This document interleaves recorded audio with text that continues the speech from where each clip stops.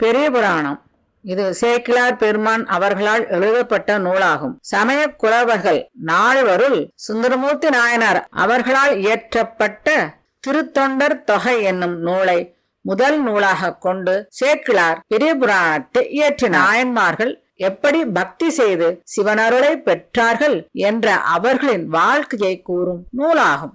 28வது புராணம் நமிநந்தி அடிகள் நாயனார் புராணம். சிறப்புமிக்க சோழ வளநாட்டில் திருவாரூருக்கு அருகில் உள்ள ஏமப்பேரூர் என்னும் ஊரில் அந்தணர் குலத்தில் பிறந்தவர் ஆகும். அவர் திருவாரூர் திருக்கோயிலில் திருவிளக்கு ஏற்றும் பணியை செய்து வந்தார். அவர் திருவாரூரில் பிறந்த அனைவரும் சிவகணங்களே என்று உணர்ந்தவர் ஆகும். செங்கோல் நெறி நின்று உலகை காத்து வந்த சோழர்களின் சோழ நாடு காவிரி நதி பாய்ந்து தாமரை தடாகங்களும் வயல்களும் பொய்கைகளும் சிறந்த ஒரு நாடாக விளங்கியது. அந்த நாட்டில் மிகவும் சிறப்புற்று விளங்கிய ஊர் ஏமப்பேரூர் ஆகும். மிகவும் இயற்கை வளம் நிறைந்த ஊராகும் ஏமப்பேரூர். அந்த ஊரில் அந்தணர் குலத்தில் தோன்றியவர் நமிநந்தி அடிகள். இந்த பிறப்பிலும் மறுமையிலும் சிவன் திருவடிகளையே மெய்ப்பொருளாக கருதி வழிபட வேண்டும் என்ற தவநெறியை மேற்கொண்டு அதன்படி வாழ்ந்து வந்தார். சாமவேதம் படித்தவர். சிவன் திருவடிகளை இரவும் பகலும் தன்னுடைய மனதில் வைத்து போற்றி வழிபட்டு வந்தார். வேத நெறிப்படி மிகவும் ஒழுக்கமாக வாழ்ந்தவர் ஆகும். தன்னை வணங்குபவர்களின் ஆணவத்தை போக்கி அவர்களை ஆட்கொண்டருள்பவர் சிவபெருமானே என்று நினைத்து அவருடைய திருவடிகளை பணிந்து வாழ்ந்து வந்தார். அவர் திருபுரங்களை எரித்த மேருமலையை வில்லாக கொண்ட சிவபெருமான் அருள் புரியும் திருவாரூரை அடைந்து சிவன் திருவடிகளை போற்றி வணங்கினார். பொன்னிறமுடைய புற்றில் தோன்றிய மாணிக்க ஒளி வண்ணரை போற்றி வாழ்வதே சிறந்த ஒழுக்க நெறியாகும் என்னும் கருத்துடையவராய் இறைவன் திருமுன்பு விழுந்து வணங்கி சிவன் அருள் புரியும் திருவாரூர் அறநெறி என்னும் திருக்கோயிலுக்கு வந்தார். மிகவும் பெருகி வந்த அன்பினால் திருவாரூர் அறநெறி ஈசனை பக்தியுடன் பணிந்து வணங்கி எழுந்த நமிநந்தி அடிகள் அந்த திருக்கோயிலில் தீப ஒளியேற்றி தொண்டு செய்து வாழலாம் என்ற எண்ணத்தை கொண்டார். அப்படி அவர் எண்ணிய பொழுது மாலை நேரம் வந்தது. அந்த நேரத்தில் திருவாரூருக்குள் சென்று திரும்பினால் நேரம் கடந்துவிடும் என்று கருதி அணைந்து போன விளக்கிற்கு ஒளியூட்ட நெய் பெறுவதற்காக கோவிலின் அருகில் இருந்த சமணர் ஒருவரின் இல்லத்திற்கு சென்று உதவி கேட்டார். தன்னுடைய கைகளில் தீயினை ஏந்தி ஆடும் சிவனுக்கு திருவிளக்கு தேவையா என்று அந்த சமணர் விளக்கிற்கு நெய் இல்லை, அப்படி விளக்கு ஏற்ற வேண்டுமானால் தண்ணீரை கொண்டு விளக்கு ஏற்று என்று கூறினார். சமணனுடைய சொல்லை கேட்டு மனம் பொறாத நமிநந்தி அடிகள் மனம் மிக வருந்தியவராக கொன்றை மலரணிந்த சிவன் திருமுன்பாக சென்று விழுந்து பணிந்தார்.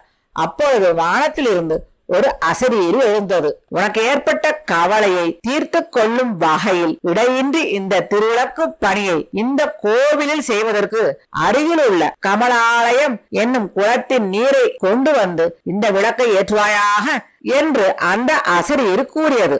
அதை கேட்டு நமிநந்தி அடிகள் மிகவும் மனம் மகிழ்ந்தார். திருமுடியில் கங்கையினை அணிந்த சிவபெருமானுடைய திருவருளை நினைத்து மிகவும் மனம் மகிழ்ந்து அவர் சொன்னபடியே அந்த குளத்திற்கு சென்று இறைவனின் திருமந்திரத்தினை கூறி அந்த குளத்தில் இருந்த நீரை எடுத்து வந்து சுற்றியிருந்த மக்கள் எல்லாம் வியந்து பார்த்து கொண்டிருக்கும் பொழுது அந்த விளக்கில் அந்த நீரை ஊற்றினார். பின்பு அந்த திருவிளக்கில் ஒளியை ஏற்றினார். அந்த ஒளி சுடர்விட்டு மேல் நோக்கி எழும்பி எரிய தொடங்கியது. காலையில் விடியும் வரை அந்த ஒளி குறையாமல் எரிவதற்காக தேவையான நீரை அந்த குளத்திலிருந்து எடுத்து வந்து அந்த தீபத்தில் ஊற்றிவிட்டு தன்னுடைய இல்லத்தில் பூஜை செய்யும் இறைவனுக்கு தேவையான பூஜைகளை செய்வதற்காக அன்று இரவே ஏமப்பேரூருக்கு சென்றார்.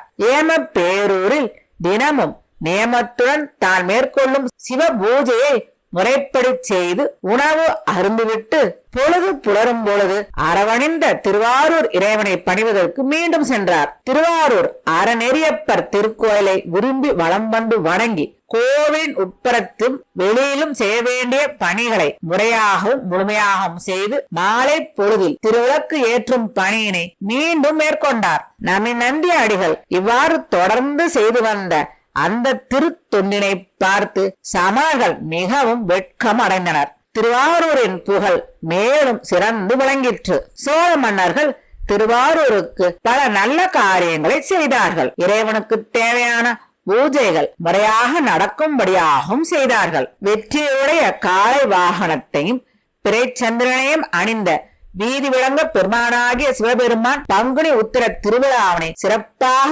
கொண்டாடவும் அவர் முயற்சிகளை மேற்கொண்டார். இவ்வாறு இறைவனின் திருப்பணிகள் பலவற்றையும் செய்து வந்தார் நமிநந்தி அடிகள். ஏழு உலகம் புகழத்தக்க பெருமையினை உடைய திருவாரூர் தியாகேச பெருமானின் நன்மை தரும் திருவிளையாடல்களை எண்ணி எண்ணி மகிழ்ந்தார் நமிநந்தி அடிகள். தேவர்களுக்கெல்லாம் தலைவராகிய தியாகேச பெருமான் திருவாரூருக்கு அருகில் உள்ள திருமணலி என்னும் திருத்தலத்தில் எழுந்தருளி இருந்தார். அங்கும் நமிநந்தி அடிகள் சென்று இறைவனின் திருக்கோல காட்சியை கண்டு மகிழ்ந்தார். பகல் முழுவதும் இறைவனை வணங்கி இன்புற்ற நமிநந்தியார் திருமணலில் இருந்து திருவாரூர் இறைவன் திரும்பவும் தன் கோயிலுக்கு சென்று சேர்ந்த பின்னர் தன்னுடைய ஊரான ஏம பேரூருக்கு திரும்பி வந்து இல்லத்திற்கு சென்று உறங்காமல் வீட்டின் வெளிப்புறத்தே உறங்க முயற்சித்த பொழுது நமிநந்தி அடிகளின் மனைவியார் தம்முடைய கணவரை வீட்டிற்குள் வருமாறு வேண்டிக் கொண்டார். பிரேசூரிய பெண்மானான இறைவனின் பூஜையினையும் முத்தி வளர்த்தலையும் செய்த பின் உறங்கச் செல்லுங்கள் என்று அவருடைய மனைவியார் கூற அதை கேட்ட நமிநந்தி அடிகளார் திருமணலியில் இறைவனை நான் காண சென்ற பொழுது பல குல மக்களுடன் அங்கு சேர்ந்து நான் சென்றதால் எனக்கு இழிவான தொடர்பு ஏற்பட்டு விட்டது என்று கூறி அதனால் நான் குளித்து நீராடிய பின்னரே பூஜையினை மேற்கொள்ள வேண்டும், அதற்கு தேவையான ஏற்பாடுகளை செய் என்று மனைவியை பார்த்து கூறினார். அவருடைய மனைவியும் நமிநந்தி அடிகள் குளிப்பதற்கு ஏற்பாடுகளை செய்தார். அந்த நேரத்தில் இறைவனின் அருளாலும் நடந்து வந்த களைப்பினாலும் அசதி மிக தோன்ற சிவன் திருவடிகளை நினைத்தவாறு நமிநந்தி அடிகள் உறங்கிவிட்டார். அப்பொழுது அவருக்கு ஒரு கனவு தோன்றியது. திருவாரூரில் வாழும் வீதி விளங்க பெருமான் நமிநந்தி அடிகளின் பூஜையை ஏற்றுக்கொள்ள வருபவர் போல் வந்து அருளி திருவாரூரில் பிறந்தவர்கள் அனைவரும் சிவகணங்களாகும், அதை நீ பார்ப்பாயாக என்று அதை அவருக்கு காட்டி மறைந்தார். அந்த நிலையில் உறக்கத்திலிருந்து எழுந்த நமிநந்தி அடிகள் உண்மை நிலையை அறிந்து வருந்தி தான் கனவில் கண்ட காட்சியினை தன்னுடைய மனைவியிடம் கூறி பொழுது விடிந்த பொழுது விரைவாக திருவாரூருக்கு சென்றார். தெய்வ பெருமகனாகிய தியாகேச பெருமான் வாழும் திருவாரூரில் பிறந்து வாழ்பவர் அனைவரும் திருநீலகண்ட சிவனுடைய வடிவம் உடையவராகவும் மிகுந்த ஒளியுடன் தோன்றியதை கண்டு தலைமேல் கை குவித்து நிலத்தில் விழுந்து வணங்கி மகிழ்ந்தார். அப்பொழுது சிவகணங்களாக தோன்றிய அனைவரும் மறுபடியும் தன்னுடைய உண்மையான வடிவத்தை பெற்றிருந்தார்கள். அதை கண்ட நமிநந்தி அடிகள் இறைவனை வணங்கி தான் செய்த தவறை மன்னித்து அருள வேண்டும் என்று பணிந்து வேண்டினார். பிறகு சிவன் அருளால் தன் ஊரை விட்டு திருவாரூருக்கே வந்து அங்கு வாழத் தொடங்கினார். அங்கு வாழ்ந்து பல தொண்டுகளை செய்தார். தொடர்ந்து சிவனடியார்களுக்கு வேண்டிய தொண்டுகள் அனைத்தையும் செய்தார். அதனால் திருத்தொண்டர்களுக்கு ஆணி பொன் இவர் என்று திருநாவுக்கரசரால் புகழ்ந்து பாடப்பட்டார்.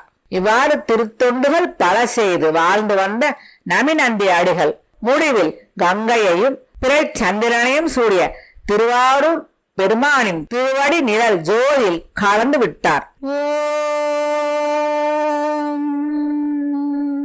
சர்வம் சிவார்ப்பணம். சிவபூஜையை ஒழுங்காகவும் முழு மனதோடும் பக்தியுடனும் செய்தால் இறைவனின் திருவடியை அடையலாம் என்பதை இவருடைய வாழ்க்கை வரலாற்றிலிருந்து நாம் தெரிந்து கொள்ளலாம்.